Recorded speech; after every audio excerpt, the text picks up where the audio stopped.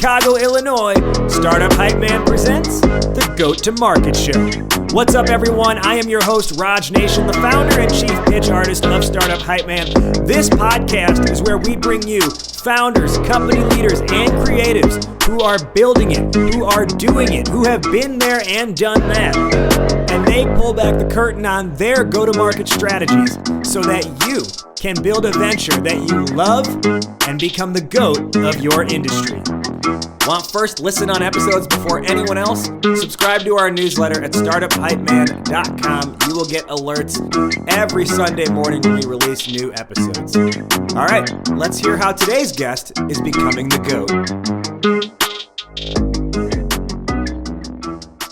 Ladies and gentlemen, making her way to the microphone from the greater Philadelphia region and currently residing in the greater Chicagoland area. She is the head of community at Lavender. Please welcome Demand Gen, Allen-Knuth. Yes, I've never been introduced that way before. I love it.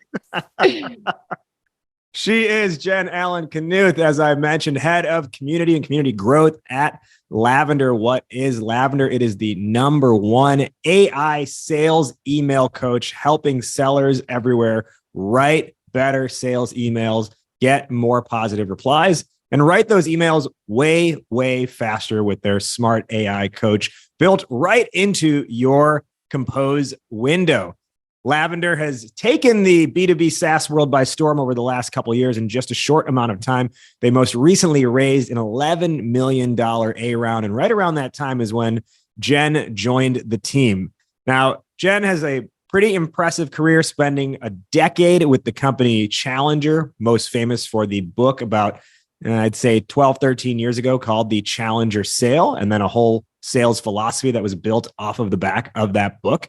And through her time at Challenger, she got onto a lot of stages. She left Challenger. She built up her own personal brand, which I think we were talking about before we went on air, is just an amazing brand name, Demand Gen, Jen, Demand Gen. Who do you want? Demand Gen, right? It makes so much sense. And then she stepped into Lavender. But in that time of representing Demand Gen and then also Lavender now, Jen has hit a lot of stages. In fact, most recently, she published that in just a 3-month stretch, she made $77,000 in paid speaking engagements. And if that doesn't send your antennas up, I don't know what will, which is why today we're having a conversation specifically on how to get paid speaking gigs. Jen, once again, welcome to the show. Why is this on your mind? Why is this important to you? Yeah. So thank you so much for having me. I just adore you and I'm excited to be here and particularly to talk about this topic. I think one of the reasons why it lights me up so much, well, there's 2 reasons. One is if I think back to what I made in my first year of sales, I was ecstatic to make $28,000 in a year. And so this is money that is just kind of almost impossible for me to believe that you could make in a short time period. And so that's a really cool kind of full circle moment. But also because I think for a long time in sales, I loved watching other people speak. Like I'm someone who will be the geek in the first row, like taking notes and getting excited and laughing at all the jokes. And it felt very distant to me to ever imagine myself on a stage. And so I think it's a feeling that I'm really excited about because once I got in it, once I started doing it, I realized it was an absolute rush. It's a great feeling and it helps me financially. It helps the businesses I work for. So it's kind of that sweet spot.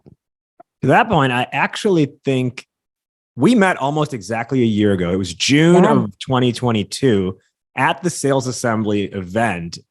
And you were sitting in the front row and I was sitting like catty corner behind you in the second row.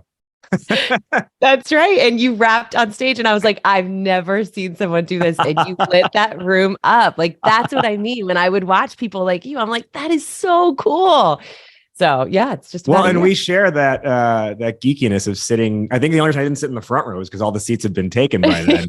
I am curious. Then let's take it back. Like and we're going to get into this conversation a whole lot more. But I want to just let's learn a little bit more about you. Like, take it back to 12, 13, 15 years old when you're in school. Were you sitting in the front of the class?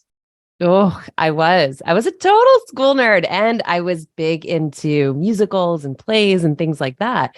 And then when I went to college at Penn State, that all dropped off, right? It was Mm. just like, I was enjoying the college life and getting out of a small town. And so in a way, I think this speaking stuff brings me back to a lot of the things that lit me up as a, middle school and high school student. I had this like reflection or inflection point 7, 8 years ago, I think, where I realized, like, broadly speaking, the way I learn is by getting as close to the source of knowledge as possible. And then I was like, that's probably why I sit close. I try and sit up front at things, or like, even if I take a yoga class, like I like being in the front of the class, not in the back of the class. And there are studies about, like, the further back you are, the less you're going to retain. It's naturally harder to hear if it's not a microphone situation, et cetera. But do you relate to that at all? Just trying to get close to the source of knowledge. So I've never thought about it that way. I love thinking about that way. I also think when I am sitting in an audience and I'm that close to the stage, I'm constantly mindful of what it's like to be on a stage like that and look out and see someone that's on their phone or disconnected.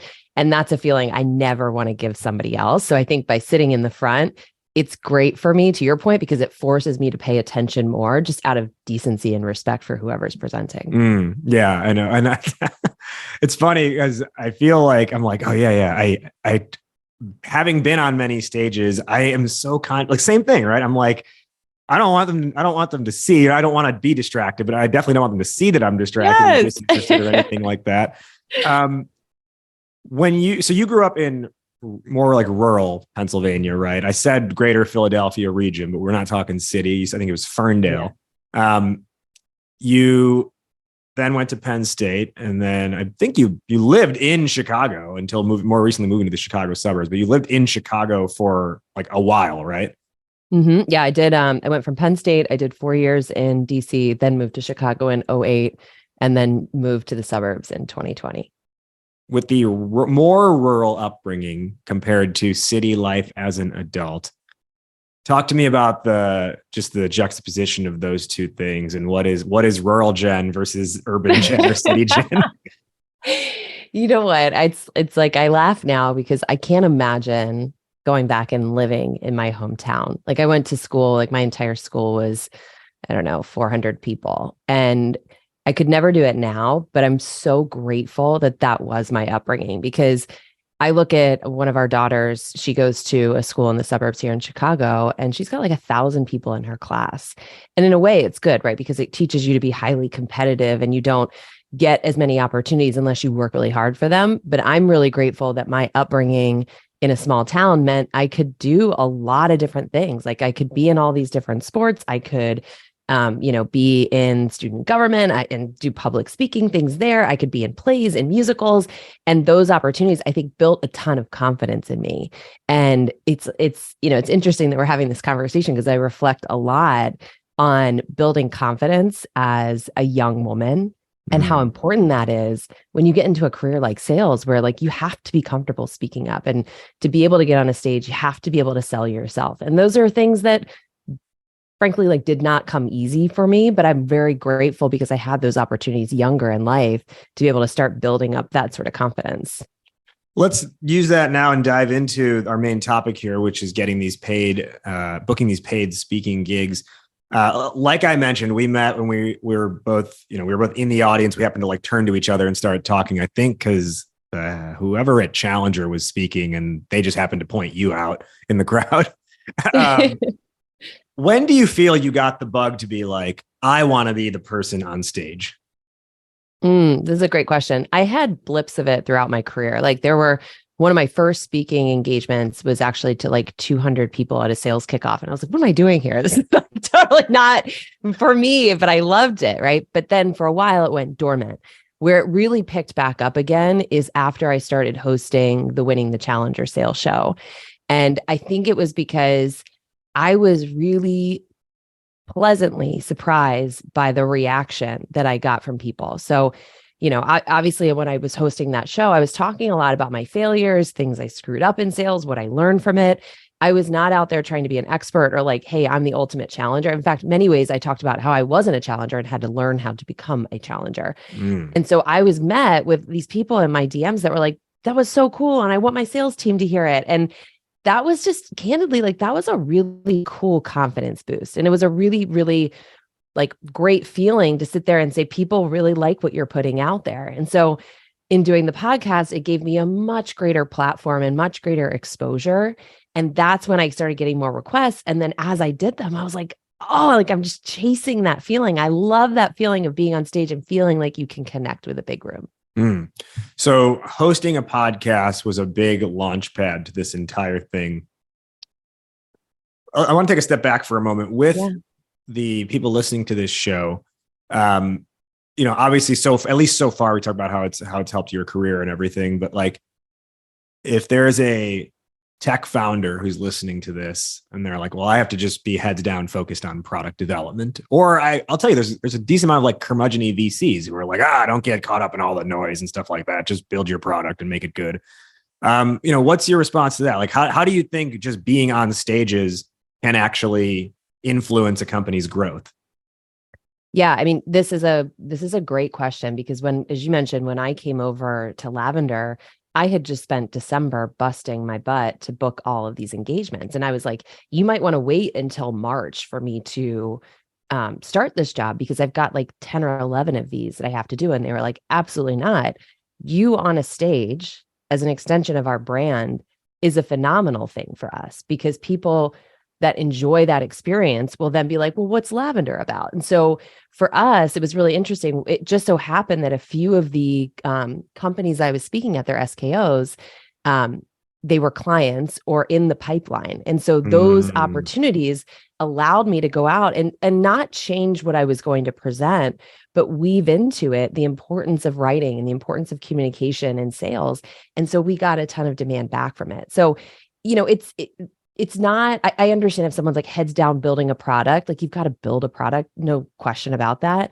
But to me, being able to make a connection with that many people in such a memorable setting is something a paid ad is never going to do for you.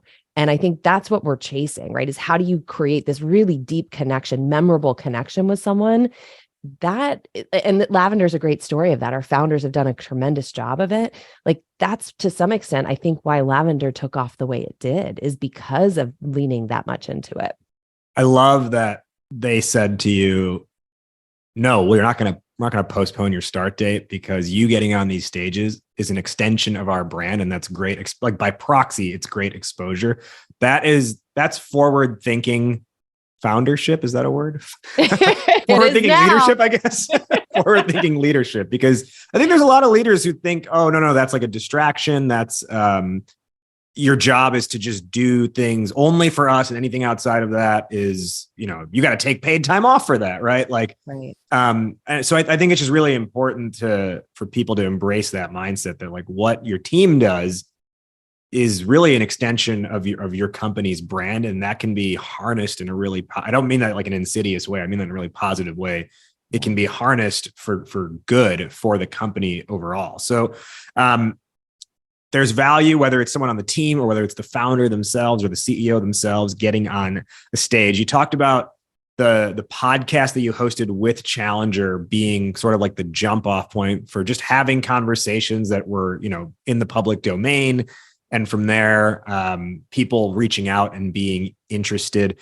When you started the podcast, I'm going to guess that the answer here is going to be no, but I want to hear a confirmation from you. When you started the podcast, were you like, oh, this could lead to getting, speaking gigs? Or were you just like, this is an interesting medium and I want to have conversations with people?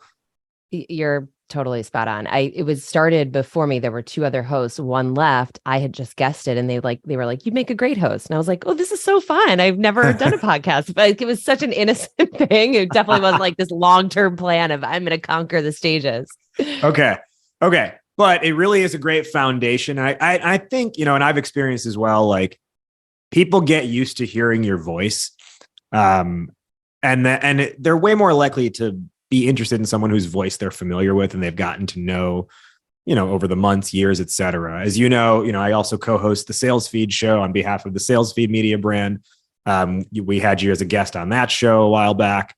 And even in, I don't know what, 6 months of hosting that show, I had inbound speaking requests come to me. And what's interesting is like, they maybe also listened to this podcast or maybe didn't, but they're like, no, I've been listening to you like every week on this. And what's interesting too is, tell me what your experience with this is, how it influences the sales process, because they feel like they already know you. 100%. I mean, that was the thing coming from selling Challenger, where like, there were deals I worked on for a year or more. And then I start selling myself in these speaking engagements, and it was like 1-2 call closes. And the reason was exactly what you said. It's podcasting is a way for someone to feel like they know you before they actually know you. They know what you stand for. They know how you communicate. They know your like how you show up. And so what it essentially does is it eliminates all the risk and uncertainty, because there's got to be nothing worse if you're planning your sales kickoff and you pick a speaker and that guy or gal completely bombs. Like that's a really bad reflection on whoever booked that. And so I think in many ways, it's just almost like self-protection. I don't want to look like a bozo because I booked some speaker that like completely communicated poorly and nobody liked. And so podcasting, to your point, is a way for people to almost feel like they know you before they know you. And as a result, it was more so just like, here's our specific situation. How would you tailor this for us? Okay, great. And I'm like, why didn't I start doing this earlier? It's so much easier. Yeah. Okay. So what would you say, like, is for someone who doesn't have a podcast yet, right? Like for a tech company, they haven't launched one. Do they need to launch like a full-on podcast? Are there like MVPs of a podcast that they could do? Or do you recommend like, get a production team and make like a real podcast? Oh, I love this question. I don't think you need to go whole hog up front. Like you might find that's a country term right there, whole hog. The rural Jen came out. I think it's a big mistake because you get so lost in all of the production side of it that it kind of, I think, becomes this big thing, which goes back to what you said earlier, which is like, maybe that does distract from what you actually need to be building in your business. So for me, I think LinkedIn Lives, and granted, like you have to consider, is your audience and your target stakeholder on LinkedIn for sure. I know not everybody is, but channels like that, I think are really great because the barrier to entry is like nothing. Like I always tell people, buy a Restream account. It allows you to, shoot it out to YouTube and LinkedIn and Twitter, wherever else you want to do it. That's like $19 a month. And then set up a LinkedIn Live and do it consistently without worrying about, and I know this is like counterintuitive, but like, don't worry about, are people going to listen to it? Are people going to like it? Just talk about the things that you think are really, really missed by your prospects and your customers, the problems that they are underappreciating. And just do it. Because if we're looking for immediate success or that DM that's like, when can I get you on stage?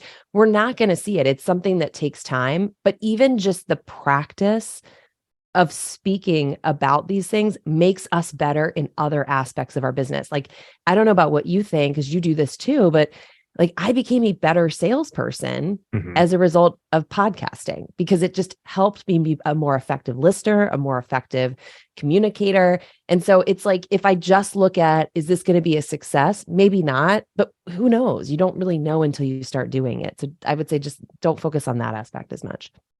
To that point, one of the things that I realized with helping me become a better salesperson is when I realized several years back, and I've been doing this show for 8 years now, I think 2015. And it was a different show at the start, but I've been doing this, this podcast under this RSS feed at least for 8 years. And what I started to realize with the influence in sales is that if I listen back to an episode, let's say while I'm driving, I don't know if you ever have this. And at this point, I don't listen back to a lot of the episodes just because it's like, I have the conversation and then whatever. I mean, I want to make sure it's like produced well, but I don't necessarily listen to all the episodes back. But when I do, I'll notice, like, I'll be listening. Let's say I'm listening back to this record. This is so meta right now. Let's say I'm listening back to this once it goes live and you say something and I'm listening back to it. In my head, I'll start to be like, that's interesting. I like, this is my follow-up question. And then I'll hear myself actually ask that follow-up question. That to me is like, oh, I was very much in the moment and paying attention to what they said. And that has helped me as a salesperson ask better questions to a prospect and kind of be that like, and I think any seller, sidebar, any seller, if you're recording your calls, watch back the recording or listen back to the recording, while you're working out, whatever. And if you, when you're working out, if the question that comes to your mind after you hear your prospect say something matches what you said in reality, that means you were being inherently curious in that moment. If it doesn't, there's a good chance you were worried about something, or you're trying to get through the call quickly, or trying to follow too much of a script. That is such a valid point. And I think, I know a lot of listeners in the show are founders, and I think it's easy to get sucked into this is what we do and it's so cool. And when you have to communicate like a salesperson, which is essentially what a podcaster is, I think that is a skill that a lot of founders could work on, right? And it's no shade, but it's just when you're building a business, you're pulled in all these different directions, but your most important part of your business, I would argue, is your ability to sell what you're doing and sell the vision and sell all of that. And so all of these skills, while they played very well for me in sales, I'm not a founder.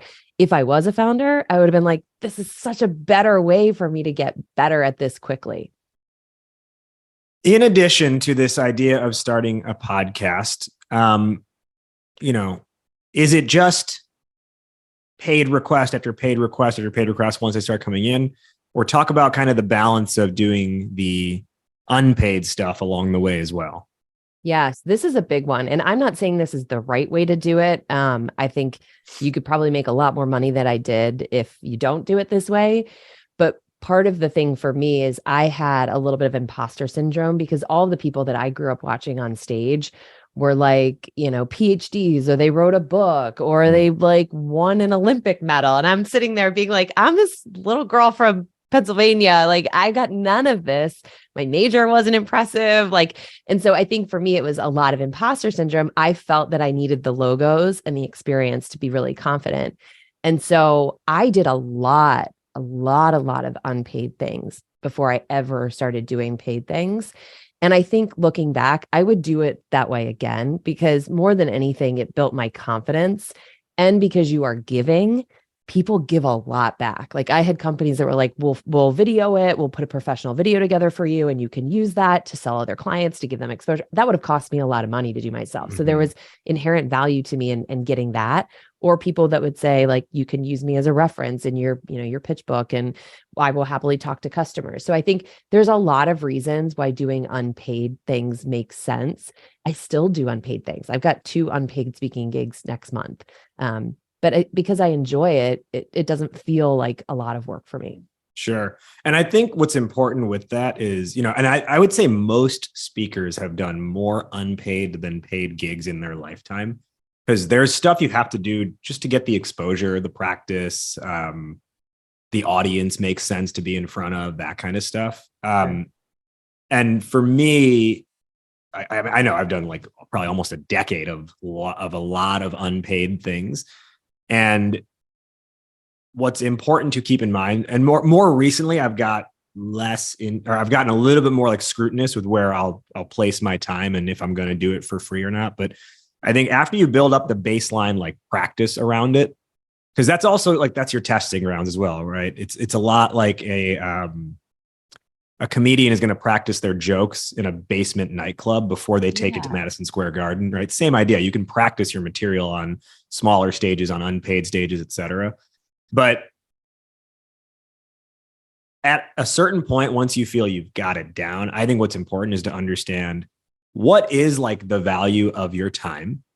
And it doesn't necessarily mean you have to get paid every time. It just means you have to know, like, what is I don't know about trade-off, but like the way I look at it is what is your currency in the absence of payment? And so like for Startup Hype Man, I mean, you've probably seen me post this a lot online. Like, we do these pitch workshops a lot, right? And we'll partner with different entities and bring it to their community.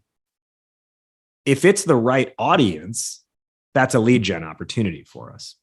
So like I've done a version of that and a more like grandiose version of it as like keynote at a SKO at a company kickoff event, those kinds of things. And that's, there's more, it's live on stage. There's drama, there's flair, there's rap, there's all these things that are involved. Yeah. But there's like the webinar version as well, which is a little bit more, it's still fun, but it's like the webinar version of it. And it's not custom tailored to that group. Most often the webinar version is free. And what I tell our partners who are hosting us for that is, hey, in the absence of payment, data is our currency. So we want to, as long as you can provide us with the registration list, I don't need your entire email database, just the people who registered for this program. And you can get at least 20 people there. We will do this for free. And I'll be like, and if you can't, it's $3,000. And 99% of the people will be like, oh, we'll opt for the free version. Yes. And because it's a targeted audience, right? Whereas if, and for us, targeted is going to be startup founder, right? Tech founders, seed to Series A. If it's going to be a departure from that, and it's like, hey, we have an audience of, HR professionals who want to talk about better communication to their teams. I have no interest in getting an HR client, like HR professional as a client for this company. And that's where it's a distraction. It's only worth it if there's payment involved. So understanding the value it's going to bring back to your company is an important discernment point. And I think for many years I was like, oh no, any exposure is good exposure. And I think for a certain time it is. And then you start to narrow it down from there. I love, and that just speaks volumes to your experience and where you are, I think, on like the maturity curve of doing this.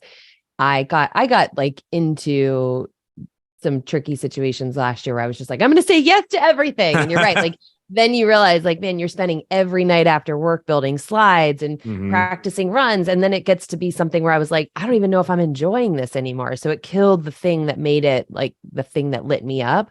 And so I started being way more diligent about being like, my time has value, right? And I remember there was a call and we did the scoping call. And then at the end of the call, the guy's like, all right, so how much is it? And I was like, it's 15,000. And he was like, well, we don't have that. And I was like, that's okay. That's totally okay. Like, here are some other people that might be good for it. And then the next day he came back and he's like, we got the money. And so it's like, even things like that, I'm like, that's a good skill to bring into any business. It's just having that level of confidence and conviction in what you're doing.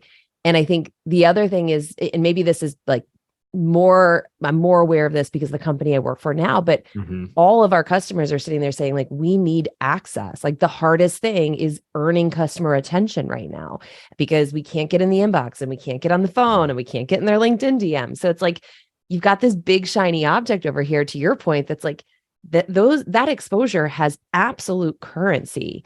And if we look at the things we are doing instead of it to try to get that exposure, I think what we find is those things are way more expensive as it relates to time and investment. So like marketing and ads and, all these things we're doing that take time and money, when, maybe, it takes some time to build a set of slides and travel and go do these events. But I would argue like it's just the time value trade-off is so much better. And it does take a trial and error to figure that out. Like, I'll tell you, I mean, there are a couple of events I've done in the past. It was a 10-person audience and the other 9 people besides me were other speakers for that event. You're like, yeah, all right. I've also performed a show, like a concert where the attendance was like 5 people and 2 of them were where actually they were all just like our bandmates, like friends, like, right. So it does take, some duds along the way, but I want to ask you about figuring out how to price yourself once you're at that point. I also want to talk through like, figuring out like your keystone or your cornerstone content, a couple more things. But before we get there, I just want to talk to our listeners for a moment. We're talking about this idea of getting on stages, and it can be such a fantastic vehicle to, in a roundabout way, promoting your product. And with that in mind, I just want to ask you, like, what are you doing on the product side, specifically the product development side? Are you yet to build your tech? Do you have it built, but you need it to scale efficiency as you're about to bring on a whole lot of new customers, right? Do you need to make sure you're in a position, or you do need to make sure you're in a position where it's not going to break on you? Well, if that stuff is at anywhere in your brain right now, then Akava is the software development partner to help you go from 0 to 1. So whether you're building something on the blockchain or no chain, Web3 or Web2, mobile apps or SaaS, Akava builds it at startup speed and enterprise level refinement. That's why startups like Stride Health, Haveno, Olive, Side, and so many more trust Akava from their first dollar all the way to their billion-dollar valuation. And they are here and ready to help you become the GOAT to market. Anytime someone asks me for a software development recommendation, I say, go hit up Akava. Just in the last few weeks, I've had 2 different founders. One of them tell me, hey, we're about to bring on a few enterprise clients. Our tech's a little bit janky. We can't afford to screw that one up. And I was like, okay, talk to Akava. Had another one be like, hey, our app is only doing this much right now. We need to expand the scope of what it can actually, like what the capabilities of it are. We got to build some AI into that. I was like, talk to Akava, right? So any of these software development questions, go to them. And even if you're not ready to build the thing yet, they are such a great resource to just talk to about how to think about building the thing. So if you want to learn more, just head to akava.io. That's akava.io, akava.io. Today on the Goat to Market show, we are with Jen Allen-Knuth, the head of community at Lavender, and we're talking about getting on stages and getting paid speaking gigs. So before the break there, Jen, you had mentioned how hey, you told someone, hey, my rate is $15,000. And then they were like, oh, we don't have that money. And then the next day they came back and said, okay, we can pay you. One of the biggest unknowns in this world, because it's kind of like a secret thing, right? No one's out here publishing, these figures, is how do you actually figure out your speaking rate? And it's something I struggled with for many years. I remember I think the first time I ever got paid to speak was with the first business I started. We did an entire afternoon. I think it was 3.5 hours of like this intensive hands-on training with a company that I'm thinking about now. They were probably a 3,000 employee company. And we were with like a team on that company, right? Probably like 30, 40 of them, but they definitely had budget. And I want to say for the two of us, for my co-founder at the time and I think we charged $2,500 total, maybe $3,000. And we were, I was like 23 years old at the time, 24 years old. And I just had we thought that was big money, right? Right. Because to that point, we were on mediocre to mid-level salary jobs as well. And when you look at what you make in a year in salary, and then you're like, wait a second, I think my salary at that point was like $39,000, $40,000, right? I was like a year or 2 years into working. And I'm like, wait a second, $1,500 in a day. That if I multiplied that, that's crazy, right? But really we took a loss on that if you really think about it. So what are your recommendations on how to price? And you don't need to necessarily give away your rates, but okay. And if you want to do that, great. But how do you calculate it, right? What are the factors you take into consideration? Yeah. So I had an interesting situation in that my last company at Challenger, because of the podcast, people started requesting me to speak. And so there was a speaker fee that we already had established for other facilitators that typically did this stuff before I started doing it. And so that rate was $15,000. So it was kind of easy for me in that sense to just be like, oh, of course, I'm not going to charge more. I'll just charge that. And then when I left, I think looking back, I should have negotiated a little bit differently, because when I had left, I already had speaking engagements lined up. And so I said, we're not going to inconvenience the customer just because I chose to leave the business. And so I kind of Challenger treated me as a contractor. And so I paid, I got a portion, not a lot of that. But in my mind, I'm like, this is fed to me. These are things that are fed to me. So take it. In retrospect, I probably should have worked out a better agreement. It wasn't a very good agreement for me. But looking back, we get wiser. So coming out of that, though, I did have a concern around if I'm not attached to the Challenger brand, does my worth go down, right? Should I be charging less because I'm not speaking on behalf of Challenger? And to your point, it is this like very secret society type thing. I was really lucky. Sam McKenna, who's done, lots of big speaking engagements, noticed that I was doing this. And she was like, let's go to dinner. I'm just going to tell you all the things that I wish someone had told me early on. So I'm sitting here like flying coach in the back, just being like, can't wait to sit on a, flight to San Francisco today. And she's like, you need to be like expensing business class flights. And again, things like that, you had no way of knowing it. If I would have put that in a contract, I would have thought that would have sounded greedy. Mm-hmm. And she was like, absolutely not. And companies don't even blink at it because T&E is a whole separate line item to them. So she taught me, one, you could be charging more than you're charging. I was comfortable with it because I'm like, it's still a good time value trade-off for me. So it probably opened more doors than if I would have had like a $25,000 rate. Mm-hmm. I will increase it for next year, but inflation. Yeah. Inflation, baby.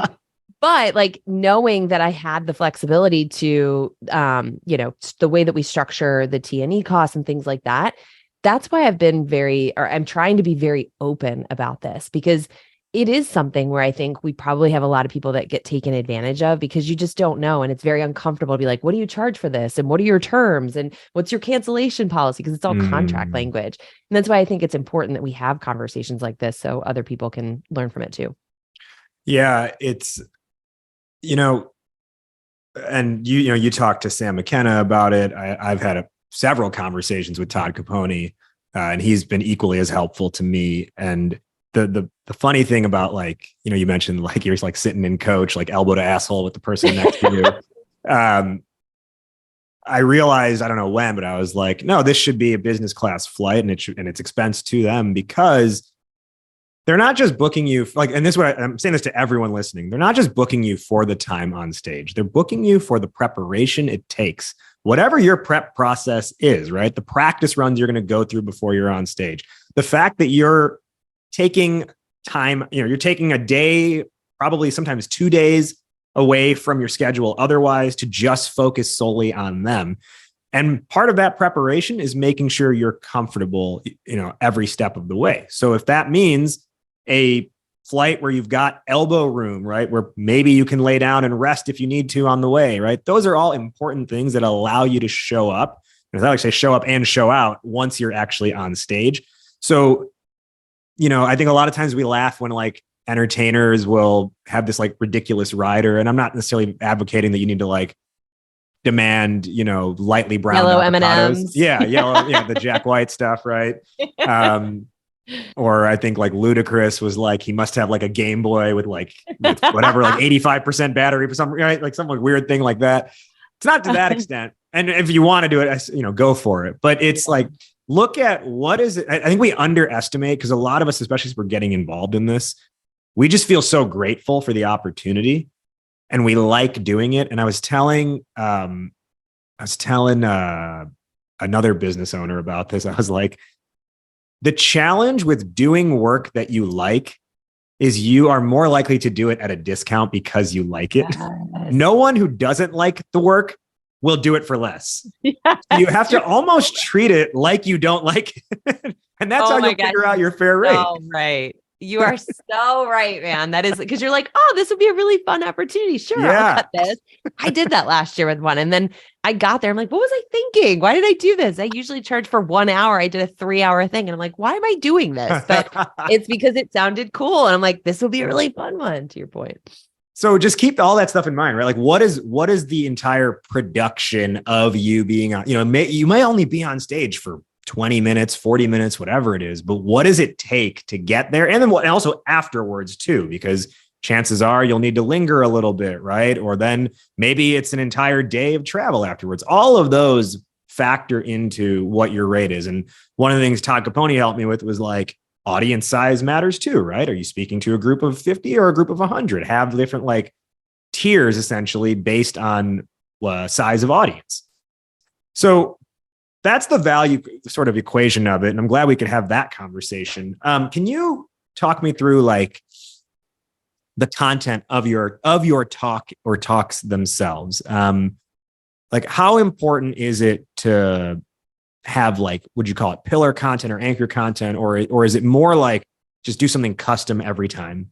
Oh my gosh, I could not do something custom every time.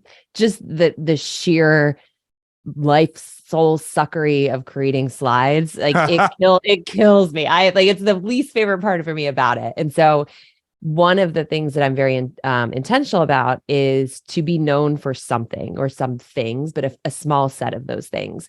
And then instead of customizing everything, it's just tailoring it, right? It's like, I want to be able to speak in a language that feels like it relates. So one of the things I talk a lot about is overcoming customer status quo.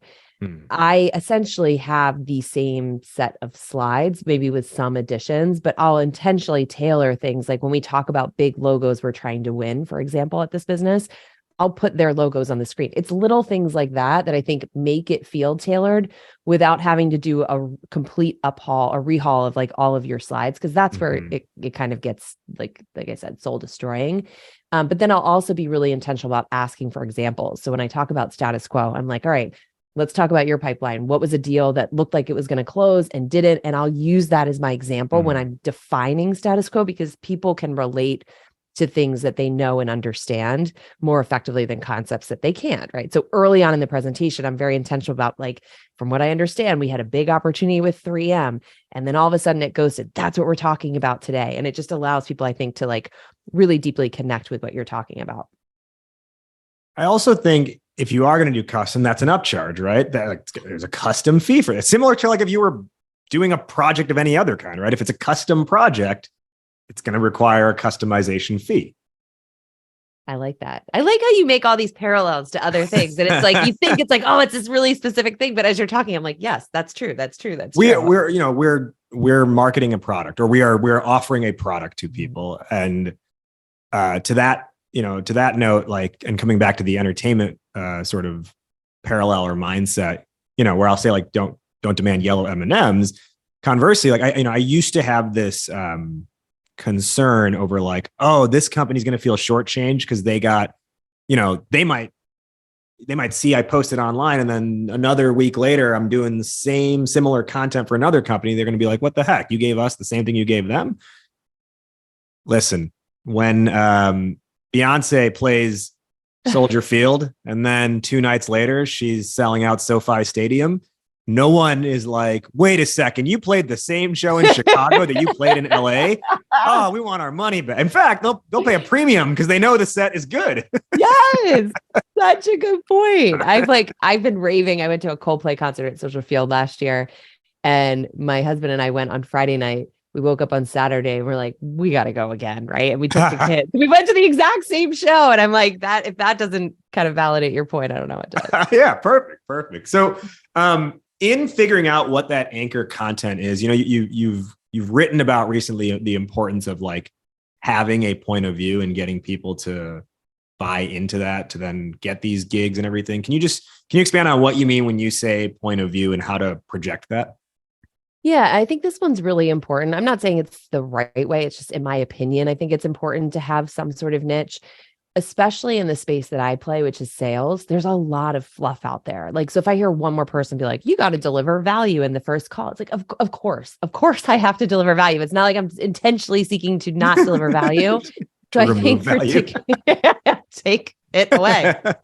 So I think it's really important. And I think it's easier to stand out is if you have a point of view that contradicts the way something's always been done. Right. So, and this is, I'm absolutely certain this is influenced by the time I spent at Challenger. But when you think about things that you want to share, it's either because they make you look smart or they make you look funny. Right. And so half the battle is just getting people to share your point of view. And that's why I spend as much time on LinkedIn as I do, is because if you can get really crystal clear and effective at writing about your point of view, other people share it because they're like, oh, by sharing this makes me look smart.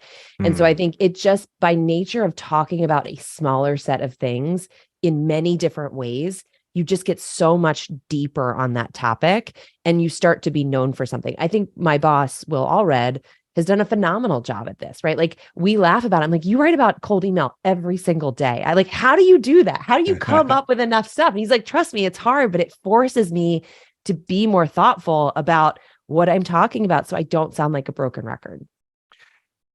Part of that, an extension of that, I think, is like how broad or narrow do you go with this point of view and with the content you'll post to get people into your sphere or ecosystem in the first place that will help you get on stages, right? What is that balance between? Because I ask that because I feel like a lot of companies on their come up, they are afraid of shutting out certain customers if they are too specific. So what's your advice here for specificity versus generic or broadness? Oh, that's such a good question. And again, this is just my opinion, but I would rather mean a lot to fewer people than mean a little to a lot of people, right? Like what you really want are people that are super passionate and like root for you and support you. And I just don't think you get that when you water down your topics to meet, to avoid any skepticism from anyone whatsoever. Could you maybe give an example of what sounds like broad versus what sounds like specific? And you can use even, your own content as an example. Yeah. So I think one of the things that you'll hear a lot, and we hear a lot is in being in sales, is people will get up and talk about consultative selling, right? And it's like, you need to go in and you need to consult the customer and you need to ask them about their needs. And this has largely been accepted since the early 2000s when people started moving away from product selling. I would struggle to think of someone that I think is exceptional at speaking about that topic because it's such a watered down, generalized topic. Versus what I tried to do in my area was say, let's take a competitor people aren't thinking a lot about, which is status quo. We're all thinking about how do we be better than the next guy or gal that we're competing against, but we tend to neglect how much we actually lose to status quo as a competitor. So let's talk about, instead of consultative selling, let's get really specific around how you could defeat a competitor that we're underappreciating, which is status quo. Like that is way, way smaller because you might have companies say, well, we don't lose to status quo. Cool. You're not my audience. Like I'm okay with that. So I think it's an example of you will alienate some people, but other people who are like, man, that's where most of my deals go to die will be so much more lit up by that versus let's all be consultative sellers. So you start with a certain category of information. And within that, it's like, okay, what's my stance on that thing? And within that stance, like, how do I frame that as well? Exactly. Like polarizing stances, it takes courage, I think, to have them because you have to be prepared for people to disagree with you, but you want that, right? Like it's almost like I equate it to LinkedIn posts where everyone's like, yeah, good idea. Great. Like you scroll past them because you're like, okay, this doesn't make me really think or feel anything. I think that like what we're chasing is making someone think, feel, re-examine conventional wisdom that they've held to be true. That sparks something. And that's where I think you can grab attention. And anyone who's founding a business, I would assume, has founded this business because they believe passionately that there is a problem people aren't solving in the right way. So I think when you can get really tight on what your unique point of view is and share that consistently in many different ways through many different formats, like that's how you get people lit up about you and what you're trying to do. I want to ask you one or two quick questions about being on stage itself, and then we'll go to our wrap up. So someone gets they get a speaking gig, right? They're preparing and everything. What are any like tips or tricks that you have when you're actually on stage for making sure you're going to do a good job and keep the audience engaged and, giving you a standing O at the end of it? Yeah. I'll speak about what I didn't do and then why that made me do things differently.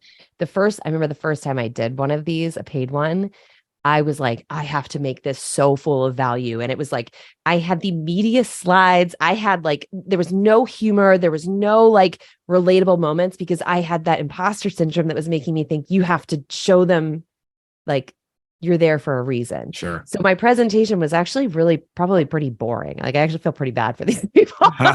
It was very smart, but not terribly. But what I've learned is actually your material, your message lands far more effectively when you break up these moments. This is something I think you do phenomenally well. You have to a certain extent, you are on a stage, you have to entertain. And so for me, I will poke fun at myself. I will play around with the audience and ask someone a question and mess around with their answer. And it's when you get that laugh, I know you feel this too. It's you can almost feel the audience warming up to you. So I think now I try to be way less rigid and I don't want to say professional, but in a way professional. Like I'm building memes into my slides. Like I'm, using funny examples in our personal life instead of just only looking at work examples. Like analogies, I think are a really powerful thing. And so as I've done more of them, what I've noticed is the places where I get a lot of raving fans are the ones where I'm just being a human being and stop trying to be this version of a professional speaker that I had in my mind.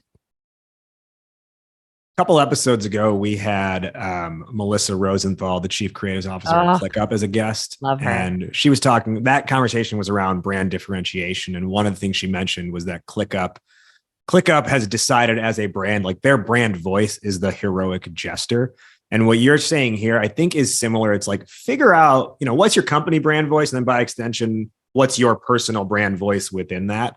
And it feels, I don't know if heroic jester is like what, is what your thing is, but it's like, you are intentionally layering relatability by having memes and comedy stuff in there as well. I think for me, as I thought about that the other day, I was like, or as I'm hearing you, I'm like, maybe my on stage, and this is really everywhere, but my on stage stuff is like, I think what I'm trying to do is be your best friend who you also look up to. I don't mean that in like a status way. I mean that in like an inspiring way.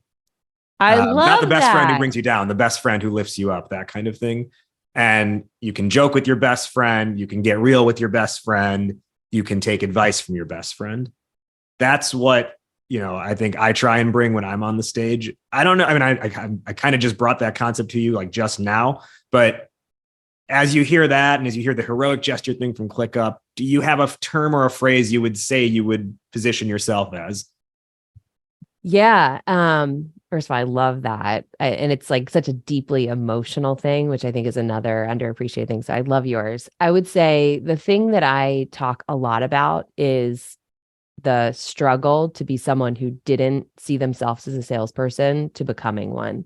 And I think what I hear more often than not, it's the relatability. It's like, I'm not standing on a stage and saying, I'm the best salesperson in the world, and here's what I do. And if you want to be successful, listen to me. In fact, more often than not, I'm talking about my failures. I used to do something like this. This is why I believed it was the right way. This is what I learned. And now this is what I do differently. And I think it's like, I want to be a sign that you don't have to have all of your things figured out, but you can still get better. And it's okay to be vulnerable about what's hard, because you can't get better unless you talk about what's hard. So I think that would probably be it for me. I love that. Now, the last point I want to touch on here, and I want to get your opinion on, is, more recently, I started to realize this.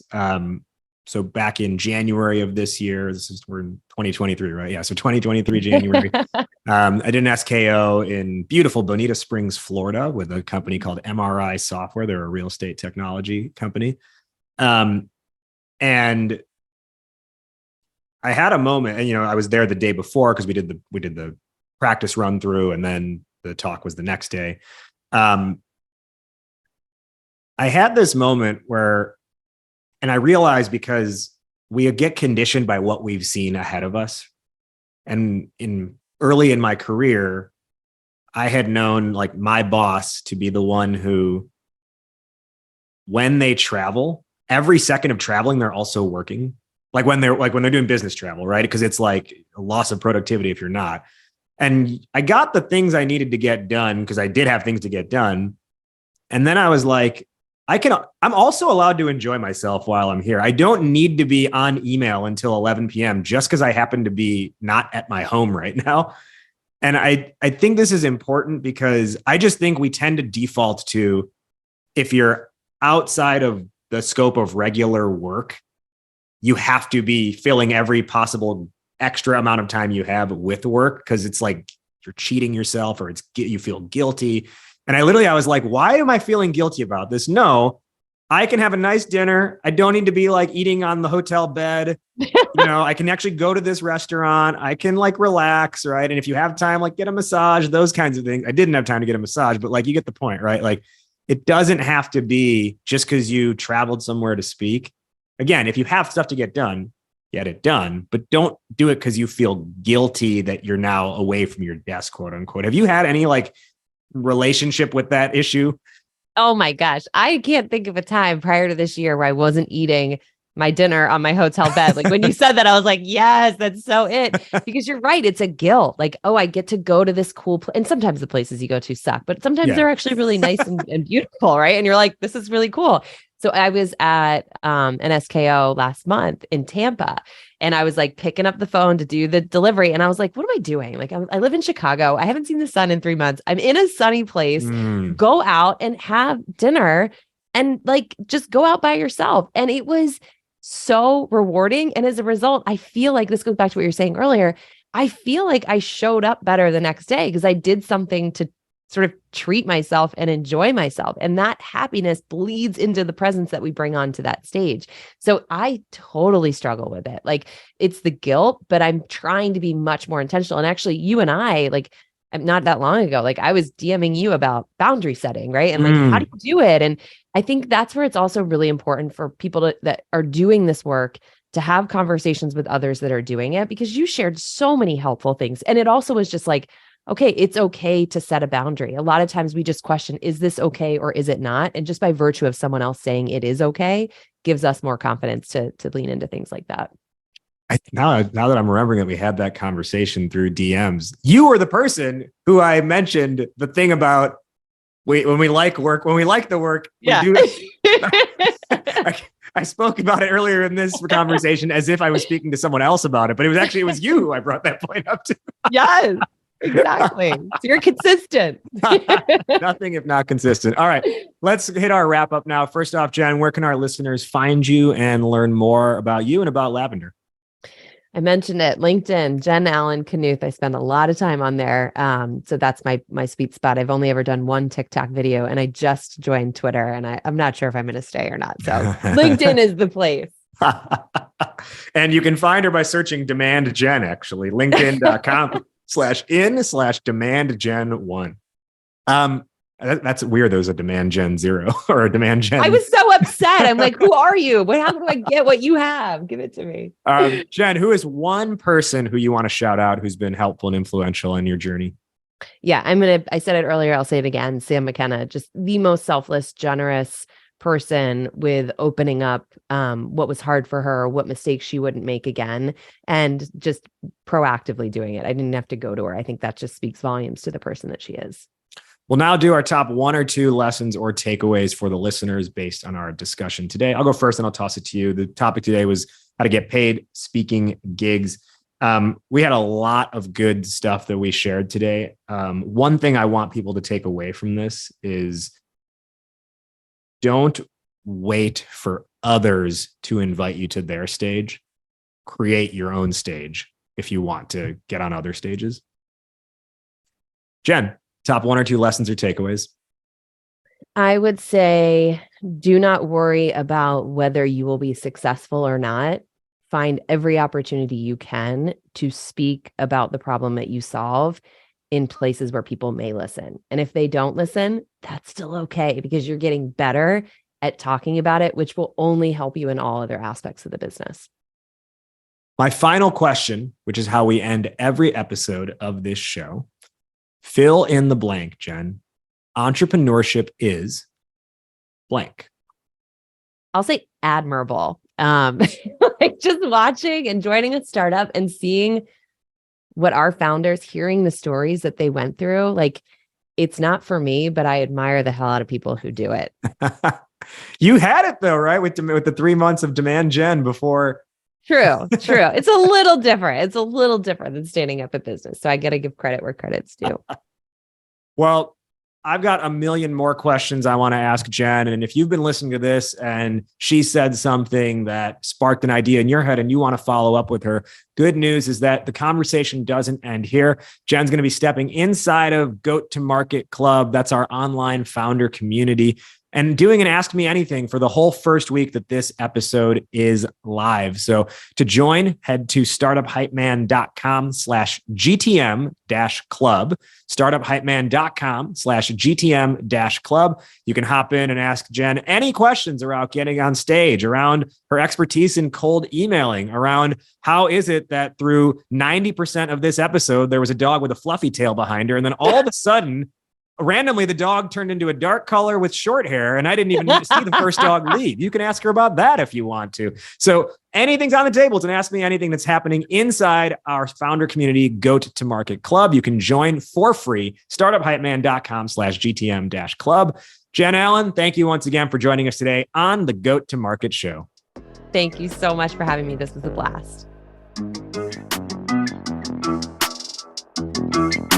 That does it for this week's episode. Thank you again to our guests for joining and sharing their knowledge. Did you like what you heard? Well, leave us a rating and review on your podcast app before you head out of here. And while you're at it, who's one friend who you think would find value in hearing today's conversation? Go ahead and share the episode with them. I would really appreciate it, and I thank you for doing that. Remember, we've got more going down with our guest inside Goat to Market Club. Think of it like the after show, the after party, the after hours special. Our guest is going to hop inside the club and do an Ask Me Anything. So you can follow up with any of those questions that came to mind as you were listening. You can follow up and ask them to our guest inside our club. To join, just head to startuphypeman.com/GTM-club. startuphypeman.com/GTM-club. GTM Club is $9 a month, but your first month is free. You can cancel anytime, and you're not only getting the AMAs, you're also getting our monthly strategy drops that are for members only, where we're teaching hyper-specific tactical go-to-market strategies, plus cool member-to-member interactions and other bonus resources. All of that happens inside the club. So again, startuphypeman.com/GTM-club. We'll see you inside the club, and we'll see you next week. But before you head out, remember, why be a unicorn when you can be the GOAT?